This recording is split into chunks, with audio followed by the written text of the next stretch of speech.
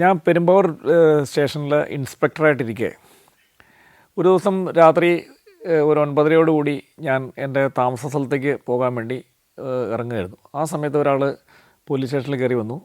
അയാൾ ഒരു തമിഴ്നാട് സ്വദേശിയാണ്. അയാളും അയാളുടെ അനിയനും മറ്റൊരു ബന്ധുവും കൂടി കേരളത്തിൽ വന്നിട്ട് ഈ വാഹനങ്ങളിൽ നടന്ന് വസ്ത്രക്കച്ചവടം നടത്തിക്കൊണ്ടിരിക്കുകയാണ്. അതിൽ അനിയനെ ഒരു 4 മണിയായപ്പോൾ അയാൾ പുറത്തേക്ക് പോയതാണ്.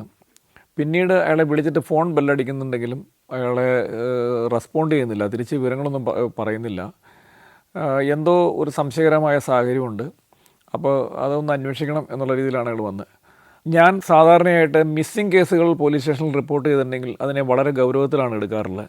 അതിൻ്റെ കാരണം എന്താണെന്ന് പറഞ്ഞെങ്കിൽ ആദ്യം വളരെ സാധാരണമെന്ന് തോന്നുന്ന പല മിസ്സിംഗ് കേസുകളും പിന്നീട് അന്വേഷിച്ച് വന്നു കഴിഞ്ഞപ്പോൾ അത് വളരെ വലിയ കുറ്റകൃത്യങ്ങളായിട്ട് പിന്നീട് തെളിഞ്ഞ സംഭവങ്ങളുണ്ട്.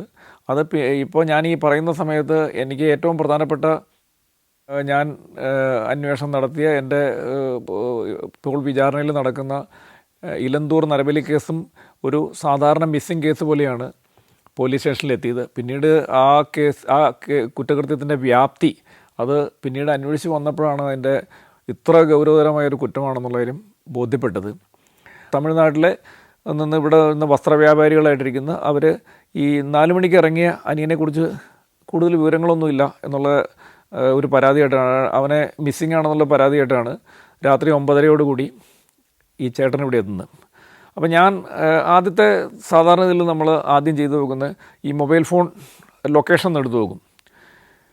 വിളിച്ചു നോക്കി കഴിഞ്ഞിട്ടുണ്ടെങ്കിൽ ഏതെങ്കിലും സാഹചര്യത്തിൽ ഇയാളോ അല്ലെങ്കിൽ ഇയാളിപ്പോൾ ഏത് രീതിയിലാണ് പോയേക്കണമെന്ന് നമുക്കറിയാൻ പറ്റില്ല. ഇയാളെന്തെങ്കിലും കള്ളത്തരം കാണിക്കുമോ അല്ലെങ്കിൽ എന്തെങ്കിലും കുറ്റകൃത്യത്തിൽ ഉൾപ്പെടുമോ അല്ലെങ്കിൽ ഇയാളെന്തെങ്കിലും കുറ്റകൃത്യത്തിൽ ഉൾപ്പെട്ടതിന് ശേഷമാണ് മാറിയിരിക്കുന്നതെങ്കിലോ അങ്ങനെയുള്ള സംഭവങ്ങളൊക്കെ ഉണ്ടെങ്കിൽ നമ്മൾ അയാളുടെ ഫോണിലേക്ക് വിളിച്ച് വീണ്ടും നമ്മളുടെ നമ്പറിൽ നിന്നൊക്കെ വിളിച്ച് ചോദിച്ച് സംശയം നോക്കി കഴിഞ്ഞിട്ടുണ്ടെങ്കിൽ നമ്മളുടെ അടുത്തുള്ള പ്രവർത്തനങ്ങൾക്ക് അതിൻ്റെ തടസ്സമുണ്ടാകാൻ സാധ്യതയുണ്ട്. ഒരാളെ കാണാനില്ല എന്നുള്ള പരാതിയായിട്ടാണ് പോലീസ് സ്റ്റേഷനിലേക്ക് വന്നിരിക്കണമെങ്കിൽ പോലും അയാൾ എന്തെങ്കിലും കുറ്റകൃത്യം നടന്നതിന് ശേഷമാണോ മാറിയിരിക്കുന്നതെന്നൊക്കെ നമ്മൾ പിന്നീട് അന്വേഷിക്കേണ്ട കാര്യമാണ്. ഏതായാലും ഏറ്റവും എളുപ്പമായിട്ട് എടുത്തു നോക്കാവുന്നത് നമ്മുടെ സൈബർ സെല്ലിൻ്റെ സഹായത്തോടെ ലൊക്കേഷൻ എടുത്തു നോക്കാം. പ്രസൻറ്റ് ടവർ ലൊക്കേഷൻ നമുക്ക് കിട്ടി. തൊട്ട് മുമ്പ് വരെ അത് ലൈവാണത്. അത് പെരുമ്പാവൂർ ടൗണിൽ നിന്നും ഏകദേശം 8 കിലോമീറ്റർ അപ്പുറമുള്ള പോഞ്ഞാശ്ശേരി എന്ന് പറഞ്ഞ ഭാഗത്താണ് ലൊക്കേഷൻ കാണിക്കുന്നത്. അപ്പോൾ ആ കാണിക്കുന്ന ലൊക്കേഷൻ ടവർ ലൊക്കേഷനാണ് കാണിച്ചിരിക്കുന്നത്. പക്ഷേ ഏകദേശം ഒരു വീടിൻ്റെ മുമ്പ് പോലെയാണ് കാരണം റോഡിൻ്റെ സൈഡിലായിട്ട് ലൊക്കേഷൻ കാണിച്ചിരുന്നത്, ഒരു മെയിൻ റോഡിൻ്റെ സൈഡിലായിട്ട്.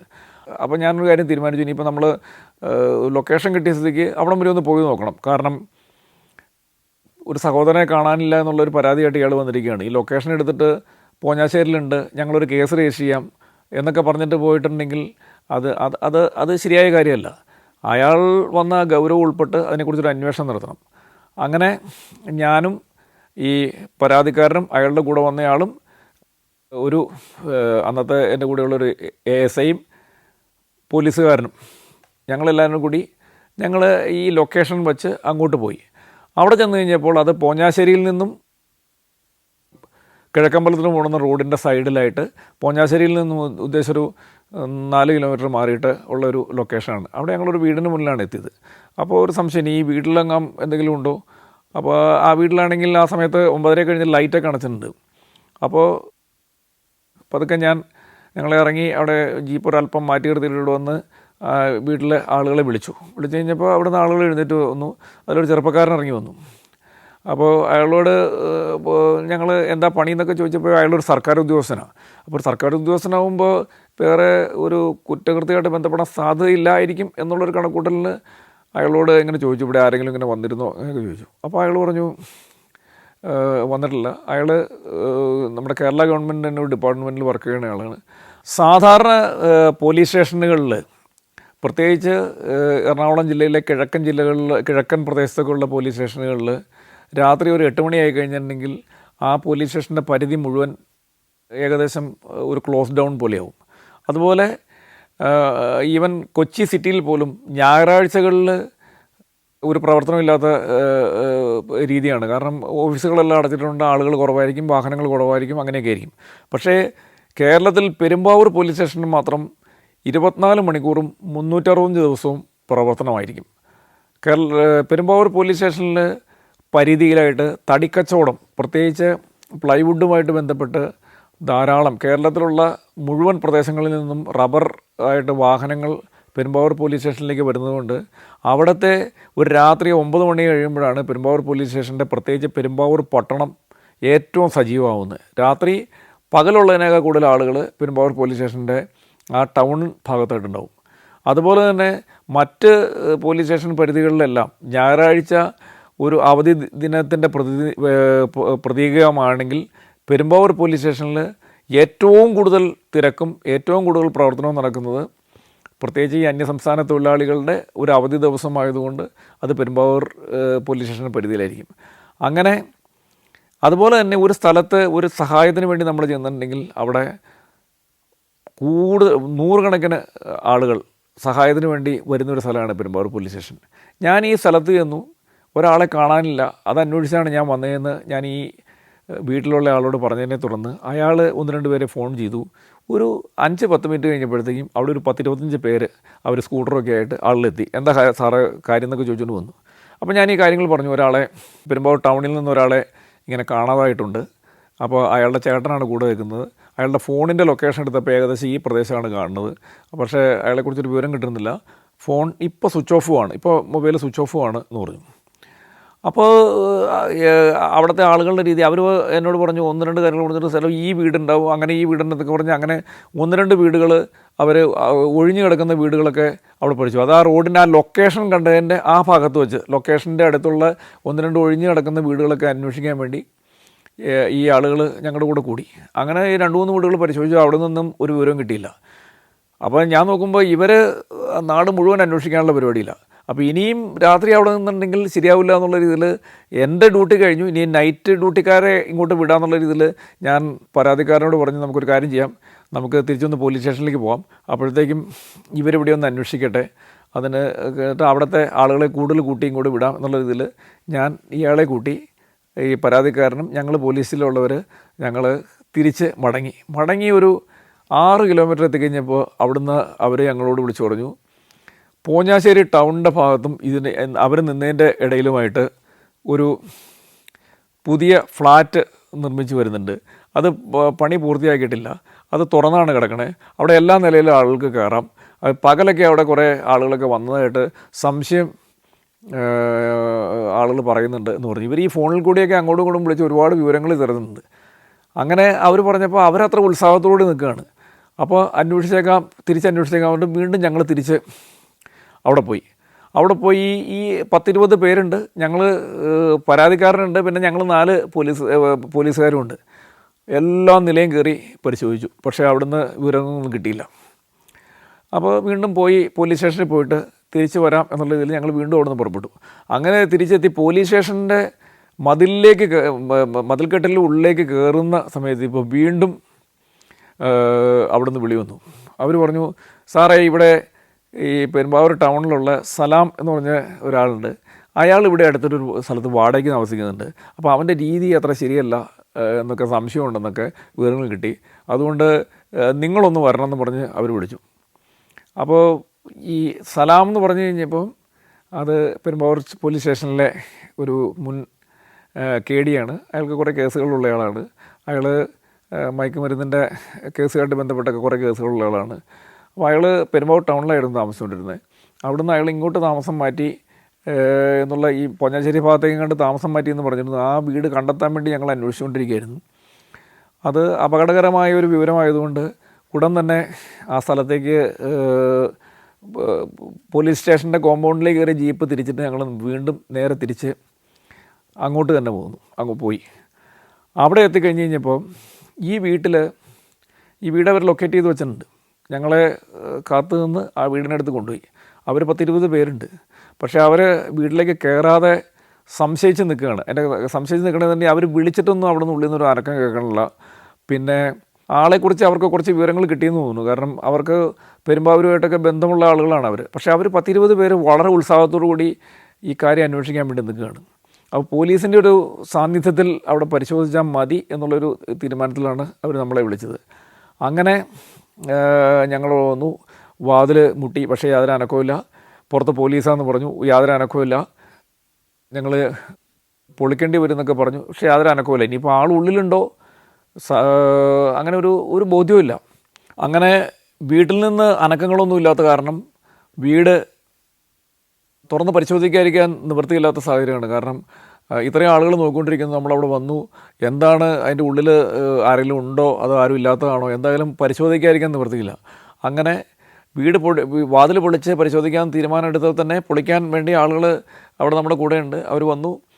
അവരുടെ ശ്രമങ്ങൾക്ക് ശേഷം വാതിൽ തുറന്ന് ഉള്ളിലേക്ക് കയറി കഴിഞ്ഞപ്പോൾ നമ്മൾ പെട്ടെന്ന് തന്നെ കണ്ട കാര്യം, കയ്യും കാലും കെട്ടി വായിൽ തുണി തിരികെ ഒരാൾ അവിടെ മൂലയ്ക്ക് കിടക്കണു. അതുപോലെ തന്നെ കയ്യിൽ ആയുധമായിട്ട് സലാം അതിൻ്റെ തൊട്ടടുത്ത് നിൽക്കുന്നുണ്ട്.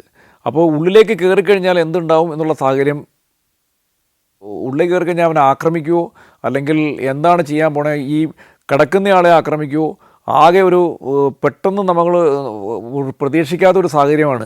അവിടുന്ന് ശബ്ദമൊന്നുമില്ലാത്ത സ്ഥിതിക്ക് അവിടെ വേറെ കുഴപ്പങ്ങളൊന്നും ഉണ്ടാവില്ല എന്നുള്ളൊരു പ്രതീക്ഷയാണ് ഉണ്ടായിരുന്നത്.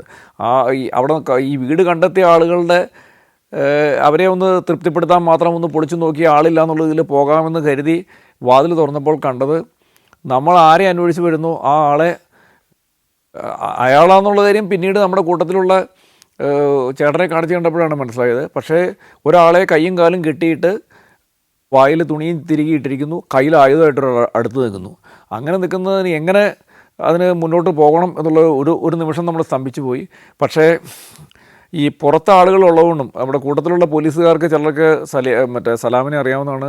അവർ സലാമിനോട് വിളിച്ച് യാതൊരു ആക്രമണത്തിനും പോകരുത്, പോയി കഴിഞ്ഞാൽ അതിന് നിങ്ങൾക്ക് ബുദ്ധിമുട്ടായിട്ട് വരുന്നുള്ളവരെയൊക്കെ അവനോട് പറഞ്ഞതിന് ശേഷം പതുക്കെ അടുത്ത് നിന്ന് അവൻ്റെ ആയുധം താഴെ ഇടാൻ പറഞ്ഞു. അവൻ ആയുധം താഴെ ഇട്ടു. അങ്ങനെ ഈ ആളെ മൂലയിൽ നിന്ന് ഇങ്ങോട്ട് മാറ്റി, അയാളുടെ കൈയും കാലിലെയും കെട്ടുകൾ അഴിച്ചു, വായിലെ തുണി മാറ്റി കൂടുതൽ കാര്യങ്ങൾ അന്വേഷിച്ച് കഴിഞ്ഞപ്പോഴാണ് സലാമിനോട് 10,000 രൂപ തമിഴ്നാട്ടിൽ പോയി കഞ്ചാവ് മേടിച്ചുകൊണ്ട് കൊടുക്കാമെന്ന് പറഞ്ഞുകൊണ്ട് ഇയാൾ വാങ്ങിയിരുന്നു. ആ പണം തിരിച്ച് കിട്ടാൻ വേണ്ടി സലാം പലതവണ ചോദിച്ചിരുന്നു, കൊടുത്തില്ല.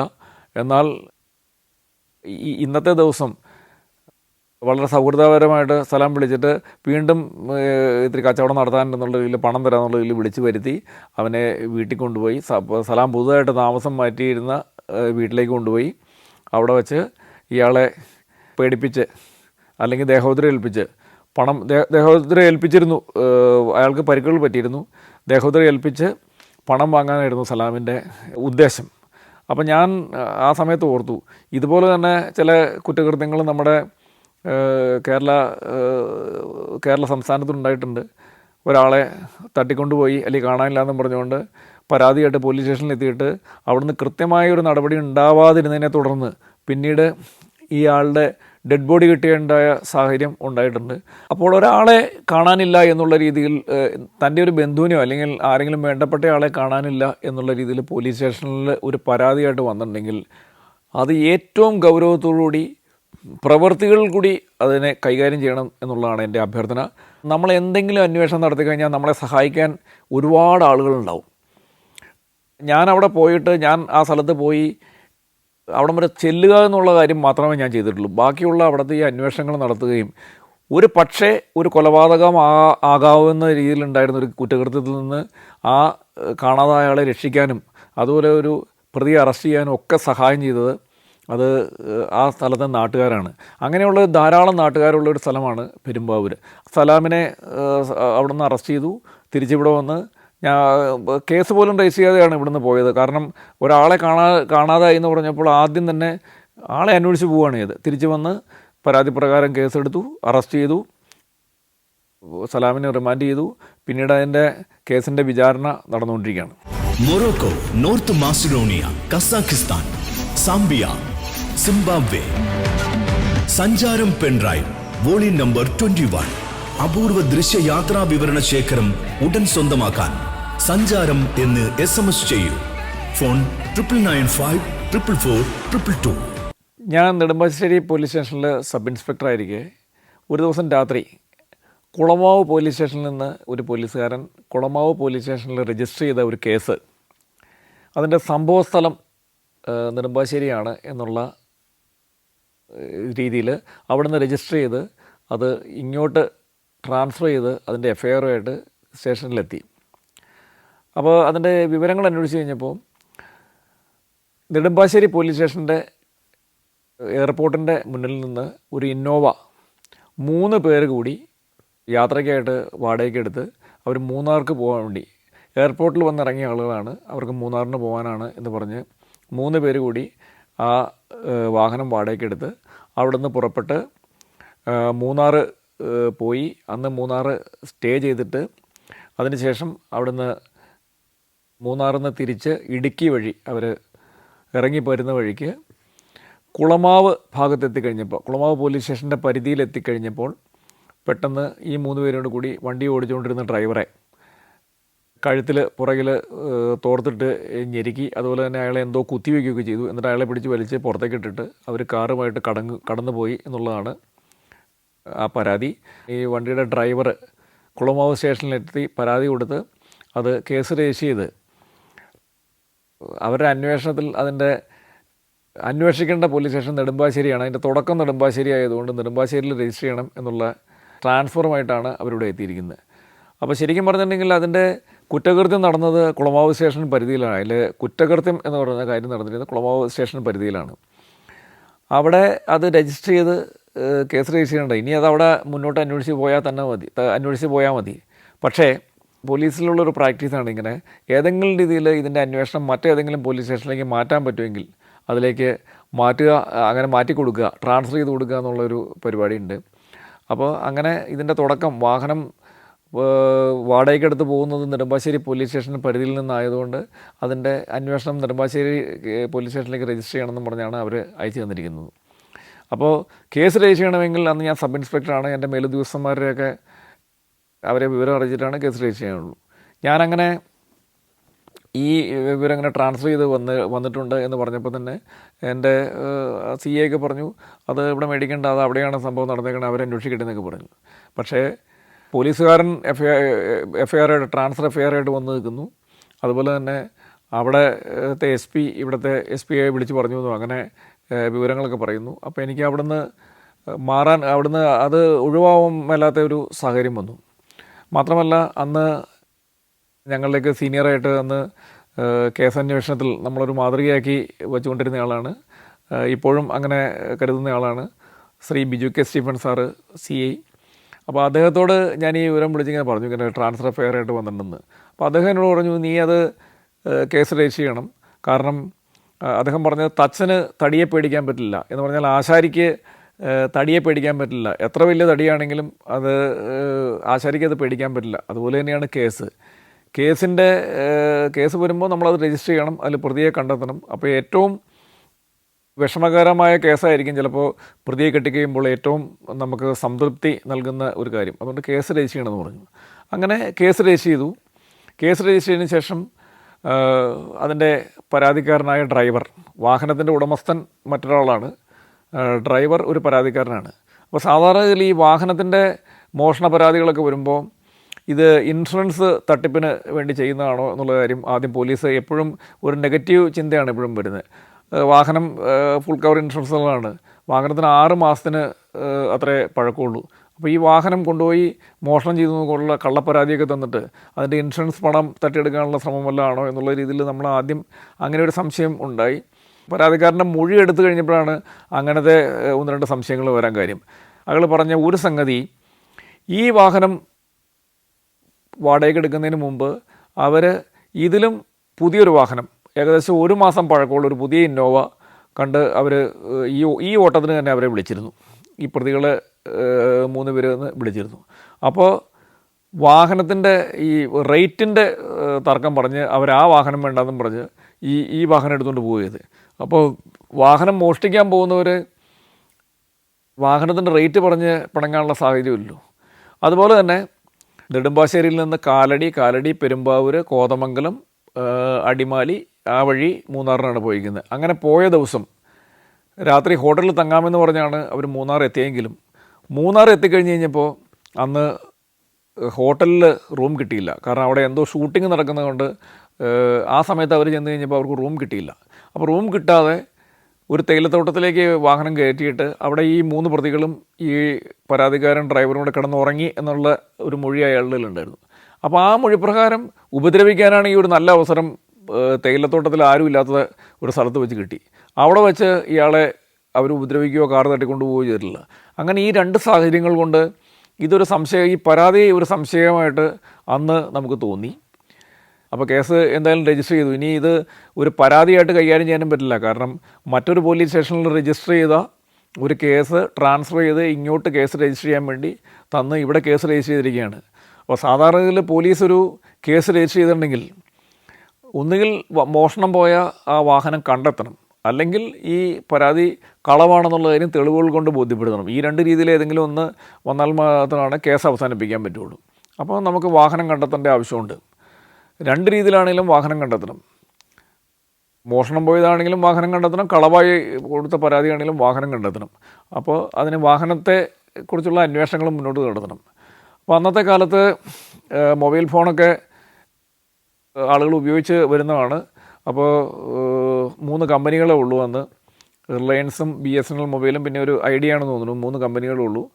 പരാതിക്കാരൻ്റെ കയ്യിലും മൊബൈൽ ഫോൺ ഉണ്ടായിരുന്നു. അതുപോലെ ഈ 3 പ്രതികൾക്കും മൊബൈൽ ഉണ്ടായിരുന്നു. ആ 3 പ്രതികളും മൊബൈൽ ഉപയോഗിക്കുന്നുണ്ടായിരുന്നു എന്ന് പരാതിക്കാരൻ പറഞ്ഞു. സാധാരണ പോലീസിനെ സംബന്ധിച്ചിടത്തോളം പോലീസിൻ്റെ കേസ് അന്വേഷണം മോഡസ് ഓപ്പറാൻഡി സിസ്റ്റത്തെ ബേസ് ചെയ്തിട്ടാണ്.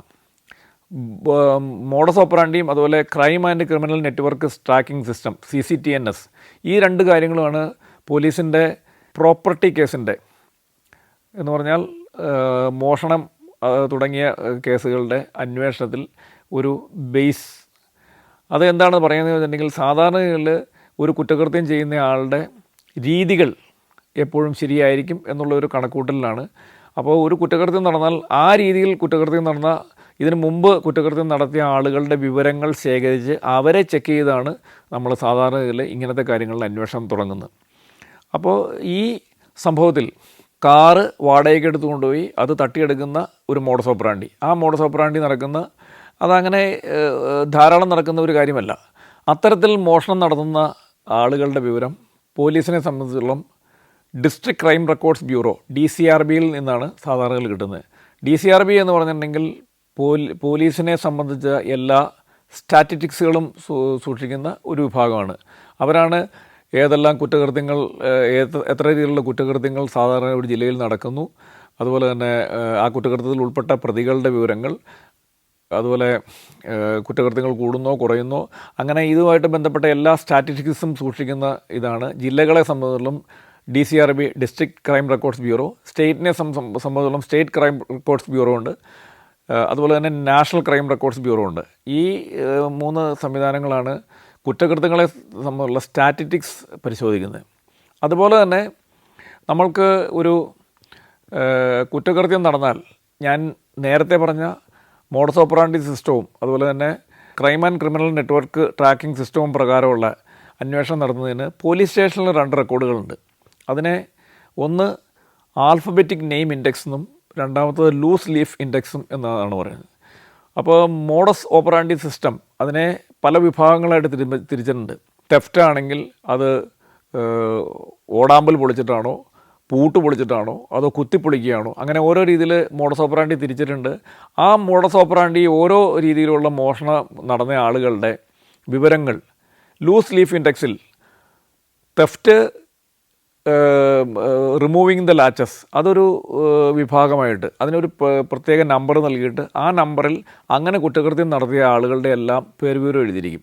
അപ്പോൾ നമ്മളുടെ ഈ മോഡസ് ഓപ്പറാൻഡി നോക്കിക്കഴിഞ്ഞിട്ടുണ്ടെങ്കിൽ ആ മോഡസ് ഓപ്പറാൻഡി പ്രകാരം ആ പോലീസ് സ്റ്റേഷൻ പരിധിയിൽ ഇതിനു മുമ്പ് നടന്ന കുറ്റകൃത്യങ്ങളിൽ അറസ്റ്റ് ചെയ്യപ്പെട്ട പ്രതികളുടെ വിവരങ്ങൾ ലൂസ് ലീഫ് ഇൻഡെക്സിലുണ്ടാവും. പോലീസ് സ്റ്റേഷനിലെ ഒരു പ്രധാനപ്പെട്ട ക്രൈം രജിസ്റ്ററാണ് ലൂസ് ലീഫ് ഇൻഡെക്സ്.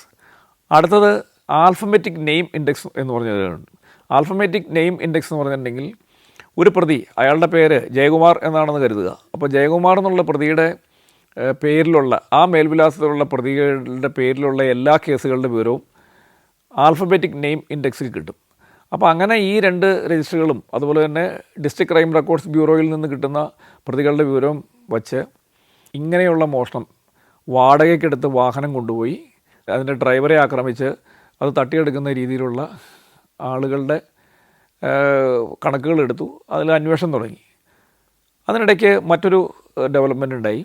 ഈ കുറ്റകൃത്യം നടന്ന് ഒരാഴ്ചയ്ക്കുള്ളിൽ തന്നെ ആലപ്പുഴ ജില്ലയിൽ നിന്ന്, ആലപ്പുഴ ടൗണിൽ നിന്ന് ഇങ്ങനെയൊരു വാഹനം, അത് ഒരു ടയോട്ട ക്വാളിസ് വാഹനമാണ്.